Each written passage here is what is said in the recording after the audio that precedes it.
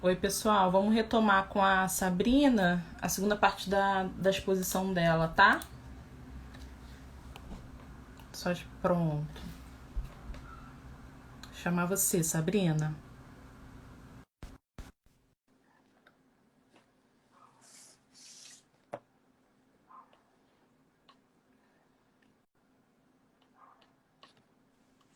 Tá tranquilinho agora? Ah, perfeito.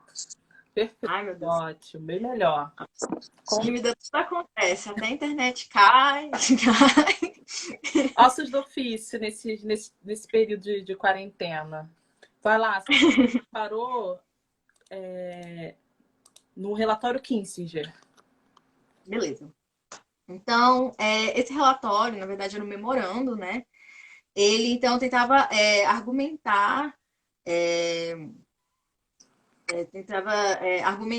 é, como que os Estados Unidos poderiam intervir para conter essa alta taxa de natalidade em países menos desenvolvidos. E aí eles tinham uma lista de 13 países que eles deveriam ter uma maior atenção. E desses 13 países, eu vou mencioná-los, né? Que é a Índia, Bangladesh, Paquistão, Nigéria, México, Indonésia, Filipinas, Tailândia, Egito, Turquia, Etiópia, Colômbia e o Brasil. Né? A explicação da escolha desses países era de que eles eram os países que mais estavam crescendo, né, demograficamente falando, e eram países ainda muito pobres. Só que se a gente observar bem, também há um outro ponto em comum nesses países, que é populações de maioria não branca. Né? E de que forma, então, os Estados Unidos interveio nesses países? Né? Os Estados Unidos interveio, então, com um apoio financeiro a organizações governamentais e não governamentais. É, Portanto, era um dinheiro destinado a testes de novos métodos contraceptivos, a seminários de medicina com foco em planejamento familiar e a manutenção de clínicas que promoveriam a esterilização. Né? E beleza, né? Então, de que forma cabe então a denúncia de que houve então um plano eugenista, porque de que forma a eugenia estaria relacionada com esse plano de conter a natalidade no Brasil? Né? Se olharmos para a história do controle de natalidade, a gente percebe que ela está intimamente relacionada com a história da eugenia também. A feminista Margaret Sanger, né? Ela foi uma radical ativista do controle de natalidade e do planejamento familiar no início do século XX, né? E ela também ela se autoproclamava como eugenista e darwinista social.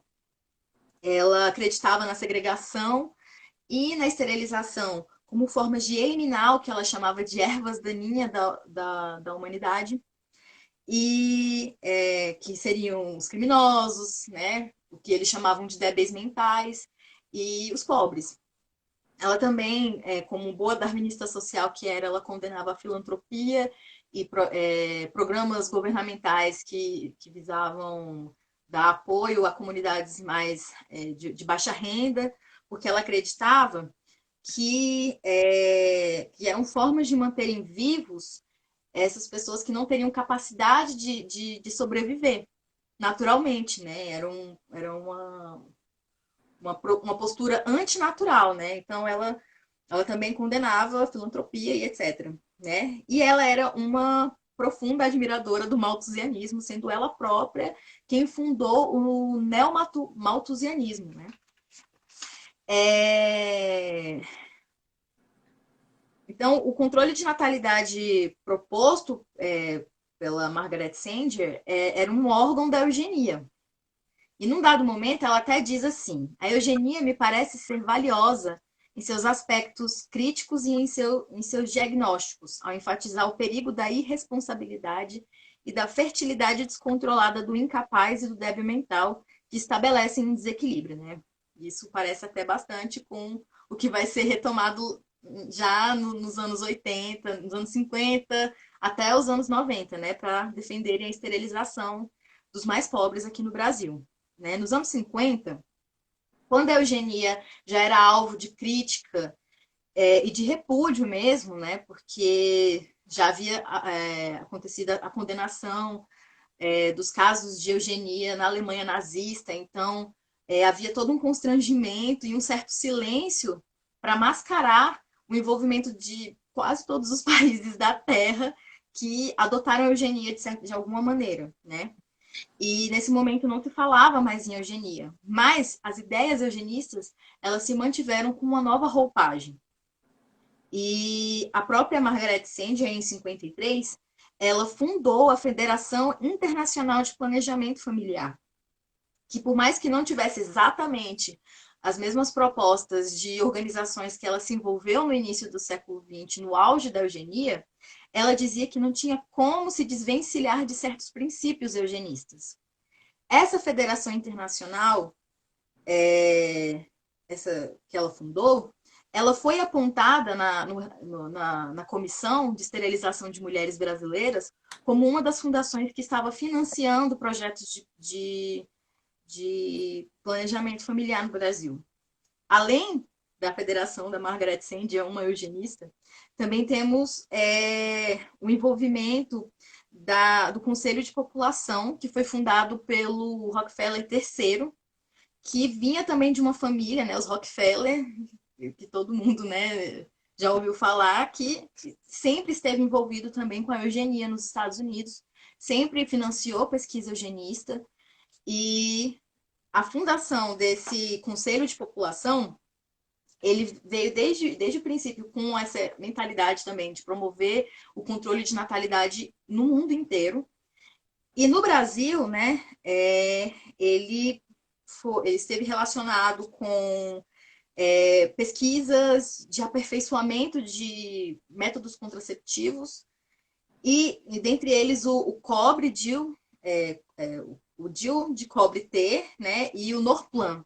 O Norplan foi um método contraceptivo que ele era subdérmico e que é até curioso porque ele foi testado tanto na Índia quanto no Brasil, né? Que são dois países que seriam futuramente mencionados no relatório Kissinger, né? Uhum. E um dos médicos que esteve envolvido com os testes desse Norplan era o Elcimar Coutinho, que também esteve envolvido com a disseminação da esterilização entre as mulheres principalmente de baixa renda, né?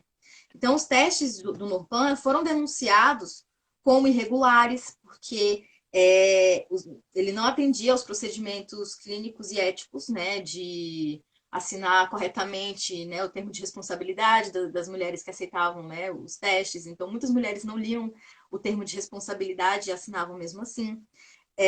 E também houve uma denúncia de que mulheres que começaram a ter efeitos colaterais, né, sentiam dores de cabeça durante meses e pediram para retirar as cápsulas desse contraceptivo, elas não foram atendidas. E isso tudo estava ali sendo promovido por esse conselho de população da Fundação Rockefeller, que também financiou a promoção da esterilização em massa aqui no Brasil.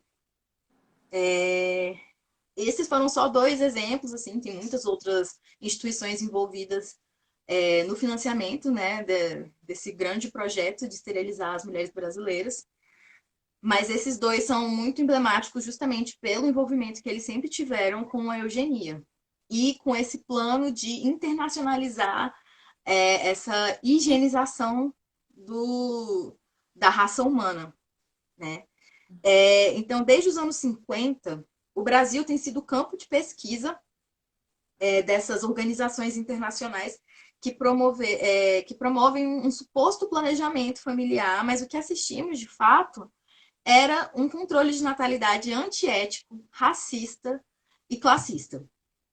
E que o governo brasileiro negligenciou totalmente, assim, né? Eles fizeram vista grossa, estava tudo acontecendo debaixo dos olhos do Ministério da Saúde e nunca puniram ninguém, né? Aconteceu de uma forma bastante desavergonhada, a ponto da laqueadura tubária ser o método contraceptivo mais utilizado no Brasil na época, né? E E que é importante a gente sempre frisar de que as mulheres foram as responsáveis pela denúncia desse quadro de esterilização em massa. Mulheres E que negras. mais do que as mulheres, é claro, né, as mulheres, tanto as feministas quanto as mulheres do movimento negro, tiveram essa parceria, né, de denunciarem juntamente, mas as mulheres negras merecem um destaque maior porque elas não recuaram nessa denúncia, né? Elas atravessaram a década de 80 e chegaram na década de 90 firmes e fortes, né, na denúncia da esterilização em massa aqui no Brasil. E elas chegaram até mesmo, assim, organizações chegaram a lançar a campanha nacional contra a esterilização em massa, né? Que o slogan era esterilização de mulheres negras, do controle da natalidade ao genocídio do povo negro, né? E a pressão empreendida por essas mulheres negras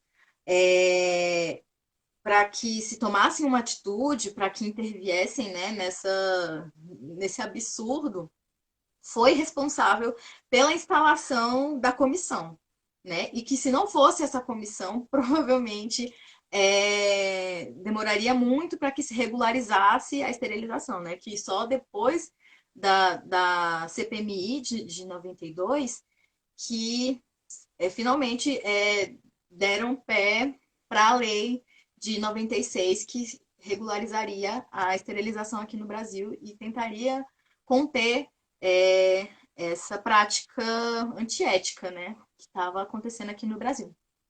E é isso. Perfeito, Sabrina. Tá todo mundo muito impactado com o que você trouxe para a gente, porque realmente é um assunto muito sensível, mas a maneira como você traz também ajuda a gente a digerir melhor o assunto.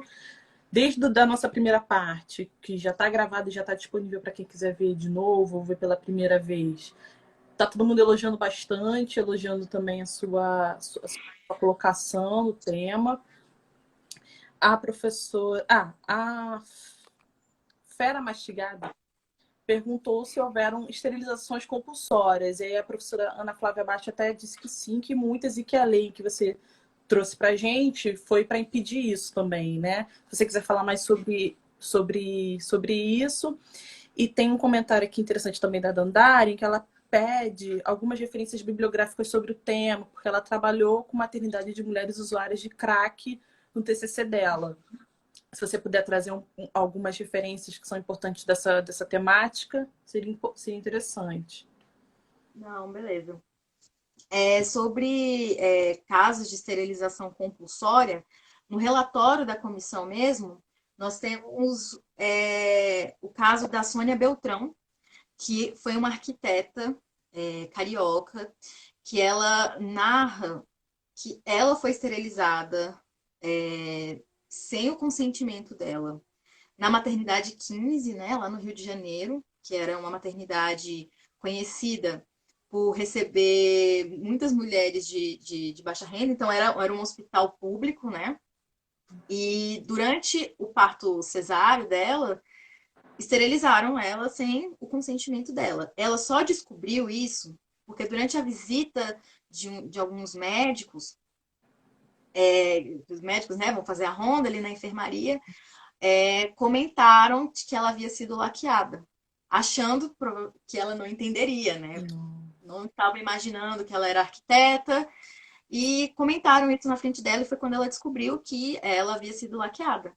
E não somente ela, como a colega dela de enfermaria também, que também estava no mesmo caso, o nascimento do quarto filho, e durante a cirurgia cesárea, laquearam ela.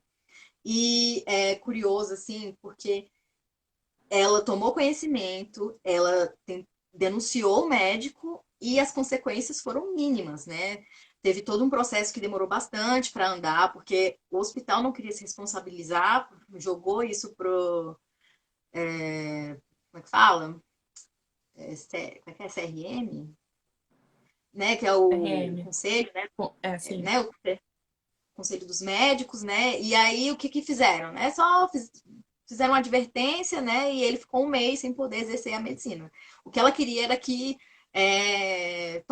cancelasse o CRM dele, né? E a colega dela, no caso, que também foi esterilizada, foi convencida pelo próprio hospital para não levar adiante a denúncia porque eles convenceram ela de que, na verdade, eles fizeram algo muito bom para ela, né? Que era uma mulher pobre que não ia ter mais filhos. Olha que coisa boa, né? Você ter passado por uma cirurgia que você nem sabia, né? Sim. E então, se aconteceu nesses dois casos, que a gente sabe, imagina quantas mulheres saíram desses hospitais e não sabiam que foram esterilizadas, né? Até porque o Brasil também é campeão em partos cesáreos, né? E, inclusive, há uma denúncia também de que está muito relacionado, né? O número de partos cesarianos com essas cirurgias, de laqueadura associadas, sem as mães saberem. Então, tem esse caso aí. E qual que era a outra pergunta? Era a Era de... Dandara te pedindo algumas referências bibliográficas sobre esse tema. Ah, sobre esse tema, assim, a gente vai... muitas das mulheres que eu li eram as próprias depoentes da comissão, né? Então, além da própria a Edna Roland, ela tem alguns artigos até que estão publicados no BLDs. Também temos produções da Jurema Werneck. Temos os cadernos LDs que vieram a público também, que trazem todo um histórico, um panorama para a gente entender bem o que estava sendo denunciado, quais que eram as demandas das mulheres negras, né? Que havia também algumas discordâncias de como lidar com esse problema, né? Porque havia uma parte do movimento negro que entendia que não deveria ser regularizado, porque o Código Penal já abarca, né? Já trata isso como um crime, como uma ofensa ao corpo.